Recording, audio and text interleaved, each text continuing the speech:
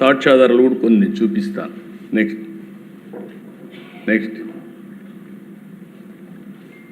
SIT చాలా క్లియర్గా చెప్పారు అధ్యక్ష. ఇది 35వ పేజీలో మీరు చూస్తే 4/7/24 respectively and the same were accepted with earlier procedure and మాట్లాడుతూ the sample were drawn from 2 tankers on 6/7/24 and 2 tankers on 12/7/24 and forwarded to NDB Golf Lab. TTD received the NDB Golf test reports on 16/7/24 and 23/7/24 respectively, which shows ghee adulteration with vegetable and animal fat.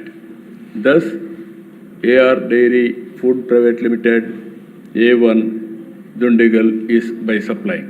అంటే క్లియర్గా వాళ్ళ రిపోర్ట్లో కూడా ఆ రిపోర్ట్ని coat చేసే పరిస్థితికి వచ్చారు. నెక్స్ట్ అధ్యక్ష, ఇక్కడ జరిగిందే కాకుండా మీరు ఒకసారి చూస్తే ఎందుకు నేను కుట్ర అని మాట్లాడానంటే ఒక డెలిబరేట్గా మొట్టమొదటి నుంచి కూడా వెంకటేశ్వర స్వామి ప్రతిష్ట దెబ్బతీయడానికే ప్రయత్నం చేస్తూ వచ్చారు. ఇది కల్తీ లడ్డు ఒక విషయం, కెమికల్తో తయారు చేసిన గీ ఒక విషయం.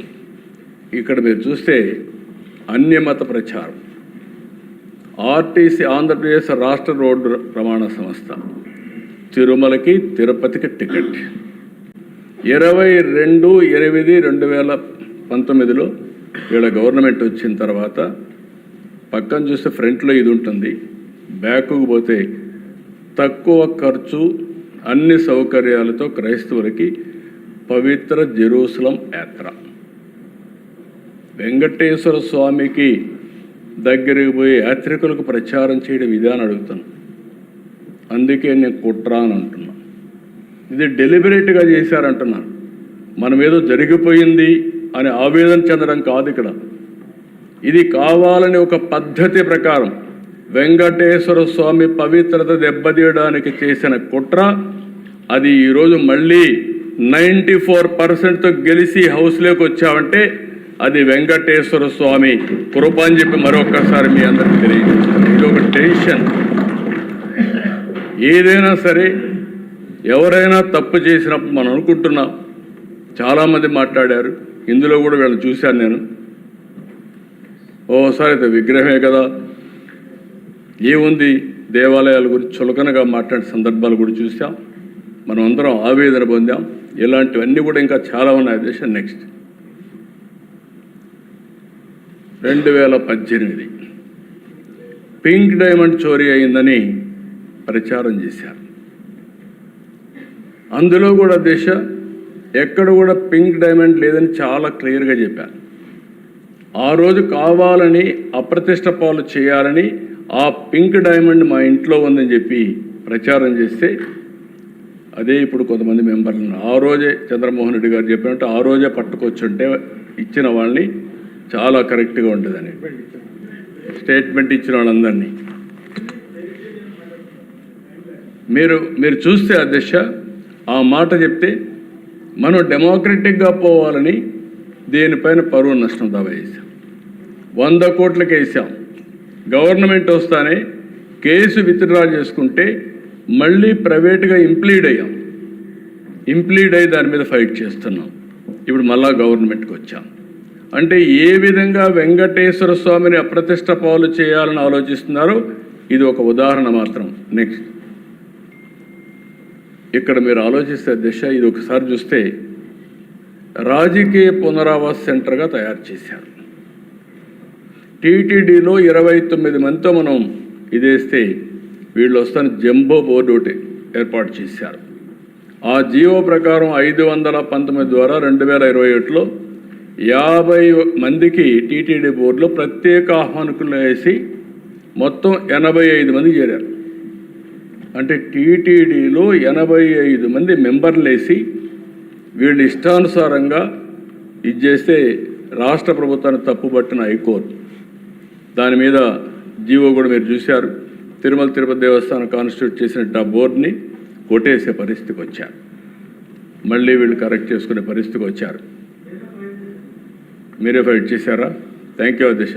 దెన్ నెక్స్ట్ ఒక సిట్ కాన్స్టిట్యూట్ చేసే పరిస్థితికి వచ్చారు. అంటే ఆ రోజు పోయింది కూడా అధ్యక్ష సుప్రీంకోర్టుకి వైఎస్ఆర్ కాంగ్రెస్ పార్టీ వెళ్ళారు. వాళ్ళు ఎంక్వైరీ చేసిన తర్వాత ఆ సిట్ అంతా ఫైనలైజ్ అయిన తర్వాత మొన్న కొన్ని రికమెండేషన్లని ఛార్జ్ షీట్ వేశారు. అదే సమయంలో రాష్ట్ర ప్రభుత్వానికి కొన్ని రికమెండేషన్లు చేశారు. అంటే ఎవరెవరు అధికారులు తప్పు చేశారో వాళ్ళందరిపైన మీరు యాక్షన్ తీసుకోండి అని వాళ్ళు మాకు ఆదేశాలు సిబిఐ రిపోర్ట్ పంపించారు. అదే సమయంలో టీటీడీ కూడా ఇందులో కొన్ని కరెక్షన్ చేయాలి, అవి కూడా చేయమని ఇంకోటి పంపించారు. ఆ రిపోర్ట్ టీటీడీకి పంపించాం. చాలామంది అనుకుంటున్నారు ఇక్కడ మనమే చేస్తున్నామని. కాదు, రెండు విధాలుగా ఉంది. సుప్రీంకోర్టు ఆధ్వర్యంలో జరిగినటువంటి సిబిఐ ఎంక్వైరీ, ఆ ఎంక్వైరీలో సిట్ వేసి సిట్ ఫైనలైజ్ చేసినటువంటి ఒకటి టీటీడీ ఏం చేయాలి, మనం ఏం చేయాలి, సిబిఐ ఛార్జ్ షీట్ వేసి కోర్టు కూడా ఫైల్ చేశారు.